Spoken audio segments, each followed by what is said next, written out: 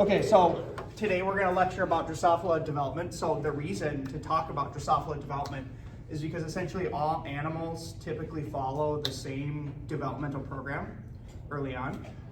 More complex animals have more complex things happening later in development and different, more complex organs, but in general, early things that happen in Drosophila also happen in pretty much all upper eukaryotes. So for biotechnology, it's important to understand a little bit about development, because in biotech of animals, a lot of what you're doing is collecting an embryo, you're injecting the embryo. And injecting the embryo at the right stage is very important. Okay. So we're gonna go over pretty much everything you need to know, crash course in development of animals.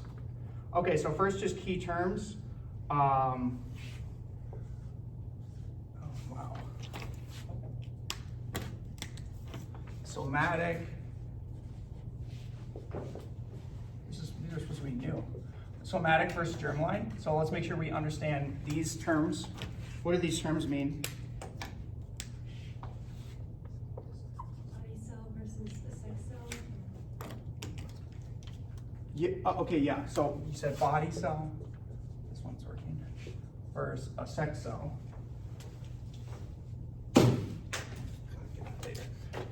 Okay.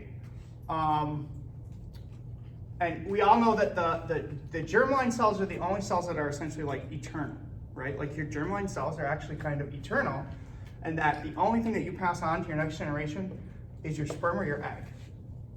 So body cells will die, and germline cells are the eternal lineage, okay? So this is very important for biotech to understand the difference between these two things, because in biotech, there's really only one of these that's pertinent, which is the germline cells. Like if you're gonna make a transgenic organism, a transgenic animal, you're always, most of the time, modifying the germline, and if it's ever gonna be inheritable, so that's the other thing here. If you're ever creating like a GMO, it's only gonna be inheritable in an animal if it's in the sex cells, okay? So that's why that's an important thing to understand. Okay, so transgenesis requires just a little bit of knowledge of developmental biology. Let's also talk about morphogens. Okay, so morphogens is a scientific biological term that is important for developmental biology. It means something very specific. It means something like a chemical. It could be a protein, it could be a nucleic acid like an RNA, it could be a metabolite like an actual molecule, okay? But a morphogen is a chemical that forms like a gradient. So if you have high density here, low density here, diffusion will cause this to spread like this, where you'll have a region of low density and a region of high density, okay? And a morphogen is a specific chemical that forms this type of gradient that causes actions to be taken in development. So these are very important development. I'll give you a few examples. So like example one would be perhaps if you have some neuron cell, something like this, and you have another neuron cell, something like this maybe. And maybe you want to form a connection in the brain, like an actual physical connection. Oftentimes what might happen is one cell might release some morphogen, which diffuses, and the other cell might detect the presence of that morphogen, and then it knows that for whatever, it's like the biology is programmed. It's got receptors here that will receive that morphogen and cause some signal cascade, which then causes potentially the growth of that neuron to grow towards like the other neuron. So this is one example where developmental biology, or actually the formation of actual physical structures, is regulated by gradient densities of these morphogens. Okay, another example of this, which we'll talk about in detail today, is within the Drosophila embryo, there is, when it first starts off, there's anterior and there's posterior. That's one of the first axes that are defined. And that is defined by a morphogen chemical gradient of transcript messenger RNA. So there might be some messenger RNA that's very highly abundant in the posterior end and much lesser abundant in the anterior end. And there's a cutoff at which the cell knows, okay, this side of the cell is going to become posterior because it has a high concentration of this particular messenger RNA. That's another example of a morphogen. Okay, a final example of this term morphogen is you might have, say, so let's say you have like a stem cell. What makes stem cells unique? They can differentiate. Yes, so stem cells are unique in that they are the only cells that can generate any other cell type of the body. And the process by which stem cells become more specified is usually called differentiation. Okay, and the process of differentiation, so the process of perhaps a stem cell becoming like a kidney cell, for example, usually is programmed by chemical morphogens. So there's a series of morphogens that this cell encounters that cause the transcriptional profile in this stem cell to change so that it becomes or commits to the fate of like a kidney cell in this case. So that's called differentiation. Usually in stem cells, the reason that you can't take classically, the reason that you can't take like a skin cell or a kidney cell and go back to, or generate a whole new organism is because typically this route backwards is not possible. Typically you cannot take like a somatic cell and make it or have it come back to a stem cell, although people have actually figured that out. If you figure out the right morphogen cocktails, you can actually take a cell, give it the right morphogen cocktails and confuse it in a way where it comes back to a stem cell state. So it is actually possible, but not possible within the organism without like advanced biotechnological science. Okay, so that's the idea of a morphogen, which is quite important in developmental biology. Okay, so let's start with, so an interesting question is like, where does development start? Where would you guess that development starts? What's like the first time point of development, time zero? Yolk formation? Yes, okay, so you got it right. So most people would have said what? Sperm? Yeah, most people would say like zygote formation, when sperm fertilizes the egg, fertilization, okay? Most people would think that that's when development starts. You're correct in that development actually starts much earlier than this. Development starts in the formation of the egg cell, which happens in the ovaries. So we'll go into insect ovaries, okay? So here are some Drosophila ovaries, okay? And I'll kind of walk you through what's happening in the earliest stages of development. So on the apical tip of the ovaries, this is what's called the stem cell niche. This is where there's a population of stem cells that just like live, okay? So there's a population of stem cells that live in this tip, and as they divide, okay, they go through a process of differentiation called oogenesis. So within the ovaries, there are morphogens that are causing the stem cells as they divide to become progressively more and more and more like eggs, so that when they get to the end of the ovary, essentially you end up with what is an egg, which can then go out and get, if it's an insect, get oviposited and fertilized, okay? And my point is that a lot of development has already happened once this point is reached, and once the egg is laid, a lot of development has already happened. Okay, so within the ovaries, these things divide, and typically they are connected by what are called ring canals. So they're kind of like shared. Ring canals are these tubes that connect the cytoplasm of the differentiating oocytes, okay? And One of the reasons that you have these ring canals is to cause the cytoplasm to be shared so that their development is synchronous, like in synchrony, so that they're encountering the proper morphogens at the right times, okay?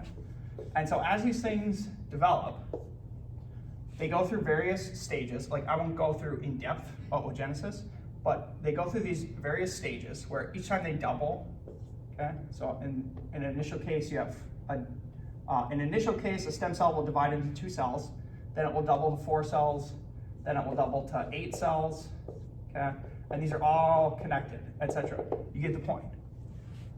At some point, okay, these things start to really differentiate into different types of cells. So later on in oogenesis, when you actually produce this egg, the egg is usually surrounded by what are called follicle cells, make sure I get this right, nurse cells, okay?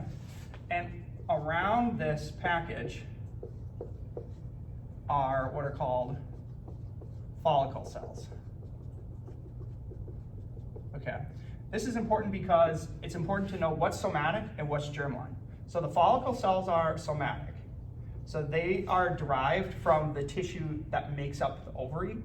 The nurse cells and the egg cell is germline, which means they are derived from the stem cells, okay? And the role of the nurse cells is very interesting and unique, and that these are connected, again, through these ring canals. And you might ask the question, okay, so when a female insect or a female of any species is producing an egg, what is the purpose of making an egg? Like what needs to be put into the egg?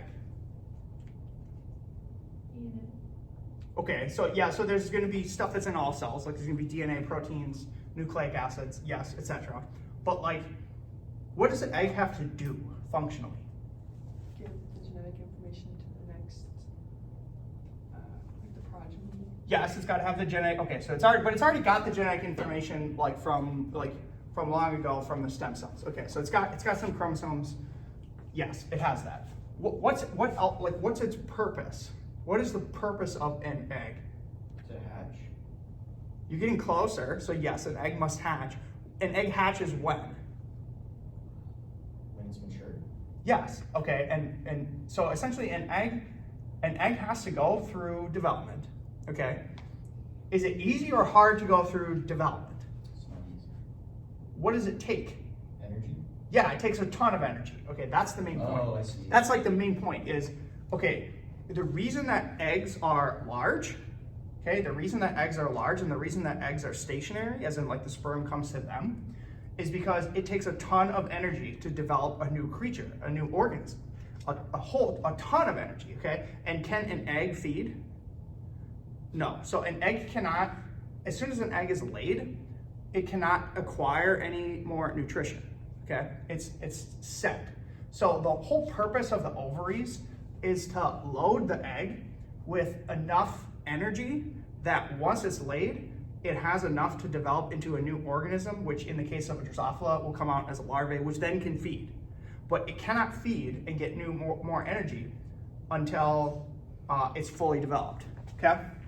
So the function of the nurse cells is that they are factories that are producing energy and spitting it into the egg cell. Okay, so if this is the egg, and these are the nurse cells. The nurse cells are producing the energy that it uses to develop, okay? And the energy, at least in the case of Drosophila, and in most like eggs in general, there's a protein that they get their energy from, which is called the yolk protein. Okay, so there's the yolk protein. Depending on the organism, this is also called vitellogenin. So in Drosophila, the name of the yolk protein is vitellogenin. So there's a gene that is the vitellogenin gene. There's actually a few copies. And they make a RNA which gets translated into a protein called vitellogenin, okay? So the nurse cells are often producing vitellogenin, okay? And then they are pumping the vitellogenin into the egg. So the egg doesn't make all its nutrients by itself. the nurse cells make the nutrients and then pump it in. Okay, so that's one thing that the eggs or the nurse cells are doing, is they're making vitellogenin, did I already just botch this? I think I already just botched this, because I think vitellogenin is actually made in the fat body. Okay, so let me rephrase. In the insect, there is an organ called the fat body, which produces vitellogenin, secretes vitellogenin out into the hemolymph, which is like the bloodstream, okay? And then the ovaries uptake the vitellogenin into the ovaries, and then the vitellogenin gets distributed into the egg. Okay, so that's a correction that I need to fix. Vitellogenin is made in the fat body of the insect. It gets pumped out into the bloodstream, which is the hemolymph. It gets sucked up by the ovary through receptors, okay? And then they put that vitellogenin in the egg, okay? So vitellogenin is now in the egg. The other thing, this is where I got confused. The other thing that the nurse cells are doing is the nurse cells are actively transcribing messenger RNA, okay? So the egg does not want to have to transcribe a whole bunch of message once it gets laid, because transcription costs a lot of energy, okay? So it would be very advantageous for the egg if once it's laid, it doesn't have to transcribe anything. It doesn't have to do any transcription. So the nurse cells are transcribing all the morphogens. Okay, I've gotten it correct. The nurse cells are transcribing all the RNA morphogens, and they're pumping the morphogens into the egg. Okay, so our next question is, how does the morphogen RNA get into the egg? Are there any hypotheses for how it gets from here to here?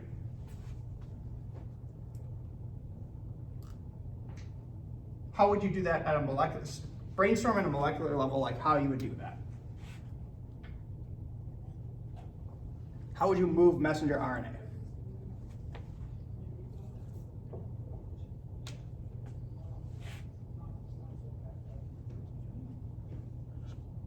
Wouldn't it just go from like an area of high density to low density? It could do that, so that's diffusion, that's like the morphogen idea. It can do that, it probably does do that a little bit, but that's not very efficient. So there's a difference between passive transport and active transport, right? Passive transport is often just diffusion.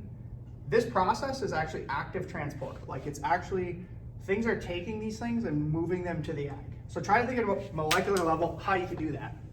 Like receptor-mediated endocytosis? That is how vitellogenin gets in. So that's a good thought. So receptor-mediated endocytosis would mean that there's some cell which has a receptor, it encounters some product it likes, it pumps it inside, that's or it forms an endosome and then sucks it in. That would be receptor-mediated endocytosis. That is how vitellogenin gets into the ovary and then into the egg, but that's not how the messenger RNA gets from the nurse cells to the egg. So remember, these are like ring canals. I don't want to give this away because I'm curious if people should start seeing the molecular. Okay, so what's unique about eukaryotes in contrast to prokaryotes? What do they have in their cell that creates like a network of highways? Really? Microtubules? Yes. Okay, which is the cytoskeleton. Very good. Okay, so because this is a eukaryote, right? There are microtubules through all these, and the microtubules go through the ring canals, okay, and form these like highways. You'll learn this if you ever take like physiology, and you ever learn how like muscles contract and stuff. But microtubules, there are proteins that bind to these, which are called like motor proteins. They kind of look like this. Has anybody seen that where they like walk? You have seen, so okay, so we are familiar with motor proteins. So there's motor proteins that will walk on these microtubules in the cytoskeleton, and things can be transported through these ring canals. Okay, so that's typically how the RNA is transferred to the right spot, is you have some messenger RNA which binds to some protein, maybe A, which has some interaction with the motor proteins, which can walk. So the motor proteins are things like dynin, myosin, I think is a motor protein, myosin, dynin, things like that. They can walk on these microtubules. They'll transfer the RNA into the egg, and the point at which development has happened is when the nurse cells have properly passed the messenger RNA through the microtubules, they are localized to the right spot. So in this case, the posterior. So now you have an egg that is polar in a sense of it's unequally distributed with its messenger RNA content. And then when this thing gets laid, okay, so it'll come out the ovary in insects, at least in Drosophila, she'll fertilize it. So female Drosophila will mate, she'll store sperm in what's called spermathecae, and as the egg comes out, it'll get fertilized from the female, which is kind of interesting. And so it'll look like this. So it's already been set up for posterior, anterior development right when the egg is laid.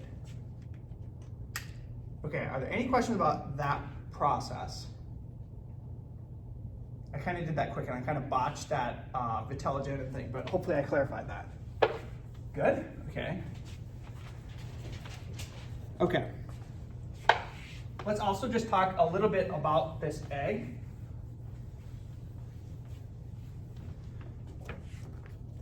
So it's worth going over egg morphology and structure and biology because how do we often get transgenic information into the egg? In microinjection. So to do good microinjections, you kind of have to understand a little bit about the egg, or it's often helpful, okay? So the outer layer of the egg is called what? Chorion. Yeah, okay, the chorion. This is the biggest like challenge getting through that thing. Yes. Okay, so we can talk about that. So the outer surface of the egg, which is like kind of like in a chicken egg, is the white stuff, I suppose there's a lot of white stuff. It's the hard part, right? That's the chorion in the insect. It's called the chorion. There's usually a little hole called the micropyle. The micropyle is where like the sperm will fertilize through. So there's usually a little egg, or there's a little hole in the chorion, which is called the micropyle. Okay. Inside of the chorion, there is another membrane layer. It's called the vitellin. Probably spell this wrong. It's double L. Okay, so I did spell it right. It's a vitellin membrane. This is a layer of lipids. Okay. So the outer layer of the chorion is to make it hard, to protect it from getting squished, protect it from other things in the environment. What do you think is the role or the protective mechanism of the vitellin membrane? Prevent desiccation. Yes, so it prevents from water from getting out, okay? It prevents desiccation. So that's the role of the vitellin membrane. Sometimes specialized, like in Drosophila, it's probably worth drawing this because you'll work with Drosophila eggs in the lab. Drosophila actually have these interesting like breathing tubes. So they actually will lay a little bit of their egg underneath the surface with the tip sticking out with these like breathing tubes so they can breathe. I wondered what those were. They're breathing tubes, yeah. So a very important thing with eggs is the ability to breathe, like be able to get oxygen in and out, okay? But it's kind of a trick because you can't have good breathability, but also keep your water inside. So it's actually kind of like a trick, okay?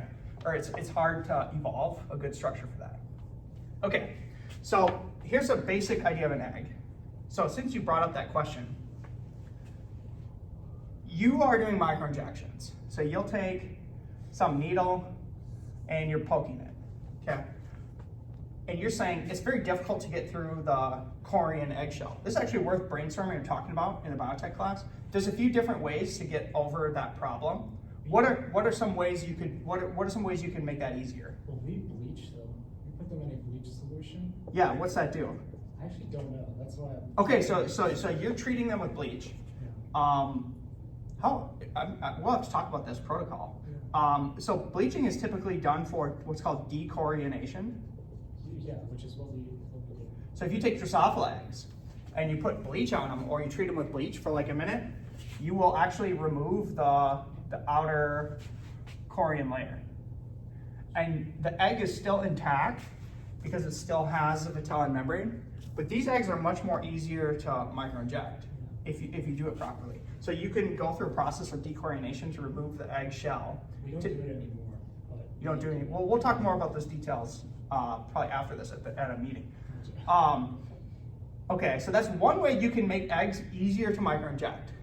What's the downside of removing the egg shell? Why would you just not always do that? Because it's going to dry out. Yes, it'll be dry out much easier. So there's always pros and cons to doing things like this. Some eggs are easier to microinject if you remove the eggshell. Other eggs, it's not worth it because they dry out so easy that they'll die. Okay, so you can get bad hatch rates sometimes if you do decoronation. So that's one solution. If you don't do that, and you keep the chorion, and you still want to microinject through the chorion, what else could you do to make the microinjection process easier? Any ideas?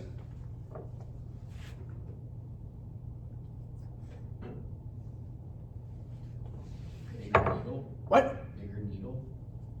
Yeah, so tweaks with the needle, not necessarily a bigger needle. So there's different needle types. So imagine you had a needle that looked like this, okay? That's gonna be very hard to pierce through the chorion. If you had a needle that looked like this, it's gonna be a lot easier to pierce through the chorion. So there's different ways to get needle shapes or needle morphologies. We have a needle puller, and different parameters will pull different needles. So you can do different pulled needles. This is brainstorming how to pierce the chorion better. You can pull different forms of needles, different shapes, or you can do what's called needle sharpening, or what you call as beveling your needle. You can actually take a needle, and we have one. It's a microscopic grindstone that spins, and you slowly lower the needle onto the grindstone, and then you can create needles that have a beveled edge that look like this. These are really good at going through the chorion because they're super sharp, but they're also fat so that they don't break. So there's a ton of actual research that goes into actually like needle design for microinjecting, and every different insect and every different animal that you work with is gonna require kind of like a different needle to deal with these issues. So just essentially like what you wanna understand is that animals that have eggs, they often have unique egg morphology, and oftentimes if you're going to create a transgenic animal, it requires scientific empirical optimization of how to actually deliver the transgenic material into the actual egg, if it's an egg specific kind of thing. Okay, any questions about that? We definitely need to talk more about these different things for the microinjections. Okay. Let's see.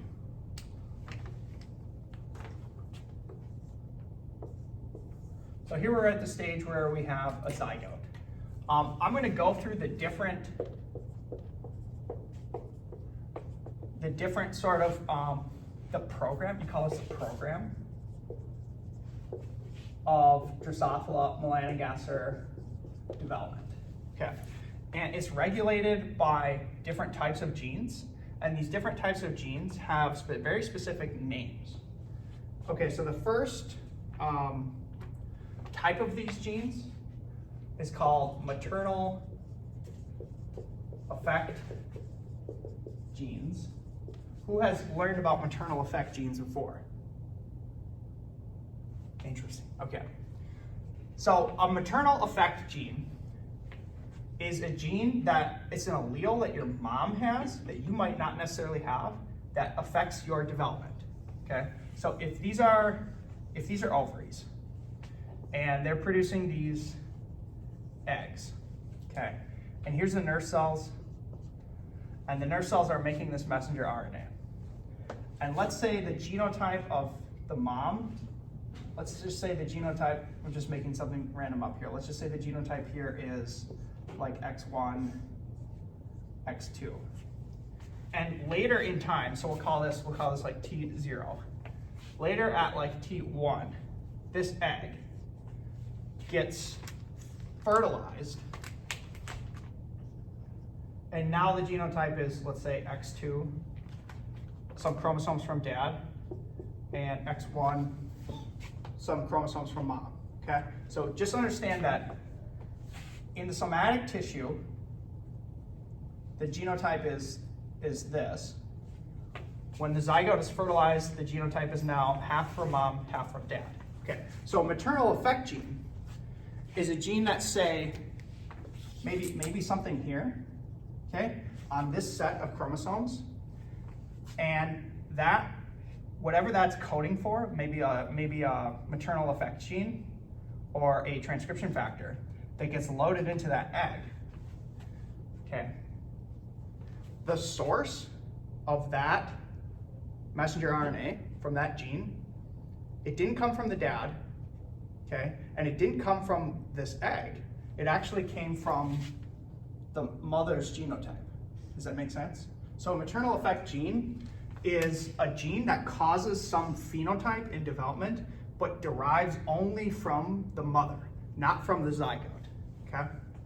So you get this weird situation with maternal effect genes where in the case of a maternal effect gene, you could have a unique phenotype that did not derive from this genotype. Do you see how that is kind of like breaks the fundamental like rule that you hear of, like phenotype or genotype dictates phenotype? In this case of a maternal effect gene, whatever phenotype this purple gene is coding for comes from mom, okay? That's a maternal effect gene. So the genes that determine posterior, anterior, those are maternal effect genes. So there could be a situation where you can get diseases from maternal effect genes. So there could be a situation where your mom carries some mutant allele and you did not even inherit that allele, but you inherited the mutant phenotype from the effect of your mom's gene in your embryo. That's a maternal effect gene. That's why it's called maternal effect. Okay. So these are the first cascading set of genes that turns on that are loaded in from the nurse cells. Okay. Also, we might as well just make this a little bit more specified. What type of genes would you suspect? So let's say we have some maternal effect gene. One of these is called nanos. So nanos is sort of like a common maternal effect gene that's important for programming posterior, anterior development in insects. What type of protein do you think that these genes would code for? Like what needs to happen in the early embryo to like start development? What actually needs to start happening? Cell replication? Even before cell replication. That's a good hypothesis, and that would definitely be important. But Need an energy source. it's already got the energy source. It's been loaded with yolk protein.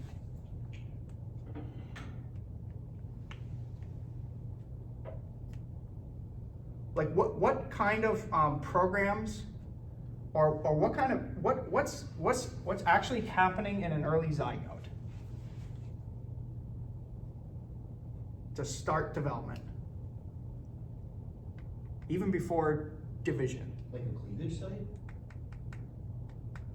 Some of these things probably do get cleaved, but no, that's not what I'm thinking. Like what okay, imagine, let me think of it a different way. Is if you could kick off development with one gene, what would be the best protein to encode in that gene? What type of protein? What would it do? Make more energy? If you don't need any more energy because it's loaded with the yolk. That's a good thought. I don't mean to criticize. Start to get real mad. Like what kind of gene would you want? Like DNA replication? I'm trying to think of so that's not the correct answer, although it's not a bad answer. You definitely need to replicate the DNA, but you guys are focused. Is it more about differentiation? Yes. Okay, that's the correct wording. Is you guys are thinking too much about replication. What's really happening in development is things are becoming different. So yes, things are dividing, but also the things that are dividing are becoming different. How are they becoming different? Their genomes are exactly the same. Okay, the morphogens? Yes, but what are the morphogens actually doing to make them different? Moving that gradient across. Yes, okay, there's a gradient of morphogens. But again, okay, so let's say we have cell let's say this is stomach cell, and let's say this is brain cell. How are these cells actually different? What is actually different about these cells? Transcription. Yes. Transcription factors. Yes, the transcription of the cells is what's different. The set of genes that's being actively transcribed in this cell is different from the set of genes that's actively being transcribed in this cell. They all have the same genome, but some things are on in this and some things are off in this. So what would be the best protein to start differentiating the types of genes that are being transcribed? What proteins do that?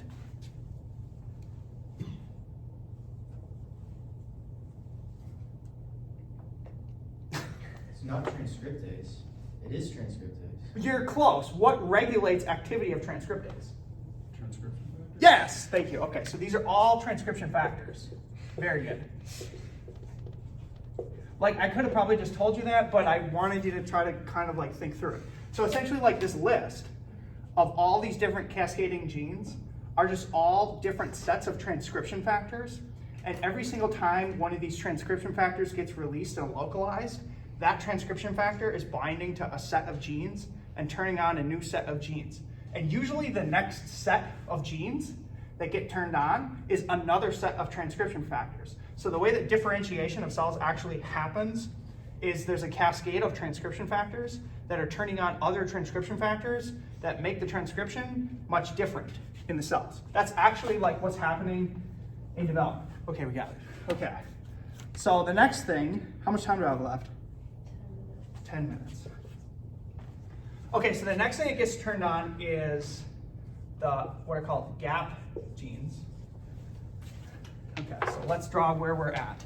So the egg gets laid, the maternal effect genes have already defined posterior, anterior. The zygote has now been made and it's fertilized. Okay, so we have one axis already set up. These maternal effect genes are transcription factors that start to turn on other transcription factors. Okay, so the next thing that starts to happen is the gap genes are new transcription factors. This is messenger RNA that I'm drawing, okay? And their localization pattern looks like this. So essentially the cell starts to read.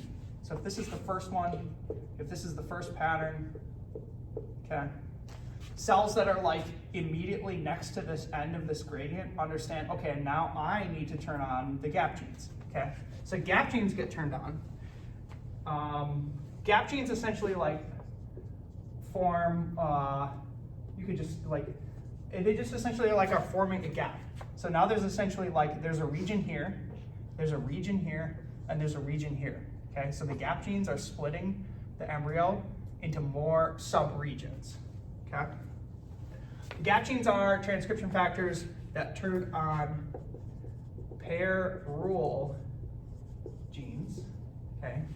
So the pair rule genes, their function is to develop segments.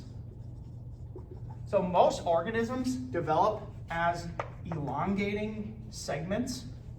So this embryo will now, in the next stage, when the pair rule genes turn on, it'll start to look like this. It'll start to look like a zebra. And these patterns, these are localization of messenger RNA. So when I draw this black line, this is a region that has some transcript that's localized in this banding pattern. And these are now starting to define segments. And now we can start to see how an organism develops, where it already knows this is posterior, so this is the bud, this is anterior, so this is the head, and now it's starting to get segments. This is essentially everything in between. And a subsection of these segments in an insect will be what? Sorry, head, thorax, abdomen. There you go. You got me mid-yawn, then I got scared. Abdomen, abdomen. So now you can start to see that like the organism starts, I wouldn't say understand, but it starts to form these different regions based on segmentation, okay? Then the next thing, the pair rule genes, they turn on what's called the segment polarity genes. Okay, so within these segments, the embryo needs to know which end of the segment is more anterior and which end of the segment is more posterior. Okay, so you get within these segments, the segment polarity genes that turn on like this. And they're starting to tell within each segment which side is closer to the butt and which side is closer to the head. This is important for, again, like as insects develop, they have these things like plates, okay, which undertuck under other plates. Like this is just one example of why this would be important. So it needs to know that this side is posterior, so it pops out over here. This side is underneath, etc. So it's essentially building polarity into each segment. Okay, and then the final set of transcription factors that gets turned on are called Hox genes. The longer term for this is called homeotic genes. These are very, very famous. Hox genes are actually genes that are transcription factors that turn on the development of a morphological feature. So there's actually some Hox gene, let's call it Hox1, this is an example, that causes the development of an eye to be made, okay? So you know that whatever, again, just an example, you know that that Hox gene that causes eye formation should only be activated in the head region. There's also Hox genes, let's just call this Hox2. There's a Hox gene that causes development of a wing. I don't know why I circled it, okay? That Hox2 gene should only be activated in the correct segment of the thorax, right? So you see how these transcription factors, these very key transcription factors, which run subprograms of eye development or wing development or leg or antennae or Cersei. there you go. Yeah. I was trying to think of what's the gyroscope thing? That's not the wing. Halteres. The halteres, yeah, etc. So essentially, like features of the actual organism are actually encoded by a single gene that when it turns on, it's a transcription factor, and then it turns on a subset of genes that turn on that cause the development of that thing in that particular place. So for the test, you want to know this kind of like biological program and the order of precedence of how these things happen, and you kind of want to know what each of these things does. So the maternal effect genes, gap genes start to form gaps, pararural genes start to form segments, segment polarity genes start to differentiate the front and the back of each of those segments, and then the Hox genes turn on, and that's how you actually get structures. Okay, we can finish up with how would you actually discover these things? So the guy who discovered Hox genes actually won a Nobel Prize in Drosophila, and there's a very famous experiment. How would you discover these genes, and what phenotypes might you see when you start studying with them? Knockouts. Yeah, so these were studied with reverse genetics in Drosophila. And one of the things they started to figure out, so they'd take fruit flies, okay, and they would treat them with mutagens. So they'd mutate their DNA. And eventually they would produce real weird insects where the first original Hox mutant was a mutant that looked like this, so a normal fruit fly, if it's Drosophila, it's a dipteran, that means it has 2 wings. The other thing that they have are what are called these halteres that we just talked about. These are like gyroscopes. There was one of the first Hox mutants that they discovered was a mutant that switched the halteres to actual wings. So you can actually see it in the handout. That's this. This is the actual fly. So this is one of the Hox mutants that demonstrated that there's a single gene that is controlling the development of a wing. And if you mutate or turn on a certain gene in the wrong spot, you can all of a sudden get wings where they should not be. So then as they started to develop these things even more, they figured out which Hox genes control which thing. And so then they could produce this famous photographs of fruit flies where they'll make a mutation, and instead of an eye, they can produce a leg coming out of the eyeball, which proves that it's a single mutation that controls whether there's an eye there or a leg there. And if you turn on the wrong thing in the wrong spot, you just get the totally different structure in the wrong spot. So I would encourage you guys to look at these Hox mutants. They're super cool. How much time do we have left? 2 minutes. Okay. So I'll also just quickly go over, so I drew that embryo, and in the packet, again, like I would encourage you to look at these like patterns. They're very interesting. So when they studied Drosophila development, they produced these banding patterns, okay, which is this microscopic data. How do they actually do that? Like what's the actual experiment that produces an embryo that looks like this? And what are you actually looking at? Localization? Yes, so a big localization of what? mRNA? Yes, so what's the best technique for localization of messenger RNA? The only one I can think of is fish. Yes, that's right, very good. So very good. So much of the early Drosophila literature is just paper after paper after paper doing a fish experiment where they're localizing which particular messenger RNA produces what pattern. And they produce images that look like this. And when you see this, what the fish is showing you is it's showing you that the RNA of whatever you're probing is in this pattern. And so you can discover which genes are segment polarity genes or parallel genes based on their banding pattern in a Drosophila embryo. That's how we actually know this. Final thing before we end, so I know that I've taught everything. Okay, quickly. Let me just quickly go over like as the embryo is developing, what's happening in Drosophila development. So the first thing that happens is you get the fertilization and you're gonna have 2 nuclei. So one's from the dad, one's from the mom. In Drosophila, these kind of replicate and then they fuse, okay? So at some point you have a fusion of the maternal and the paternal chromosomes and you start to get nuclei, okay? So imagine these are 2 nuclei in a very early embryo where the chromosomes are fused, mother and father, they're together, okay? What's very interesting and unique about Drosophila development is that early on, these are not actually cells. These are nuclei. So a cell would look like this, where you have a membrane around the nuclei. That is not what's happening in Drosophila early development. What's happening is you have division of nuclei. So the nuclei are dividing, and the nuclei are distributing across the embryo. Okay, so as the nuclei divide, they distribute across the embryo. And eventually you get to the point where there is a very even distribution of nuclei across the surface of the embryo, okay? And that stage is called the blastoderm. The blastoderm formation, the blastoderm is the even distribution of nuclei across the embryo, okay? As soon as the blastoderm forms, then a process of cellularization happens. Cellularization. I know we might be a little bit over, just hang with me.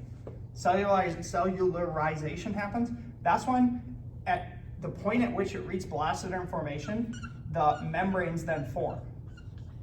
And now all of a sudden you're an embryo where every single one of these cells is actually now separated into a separate container. Whereas before it was what was called a syncytia, or a syncytium. A syncytia is where you have nuclei that are all sharing a same cytoplasm. Okay, so it goes from a syncytia stage to the blastoderm formation.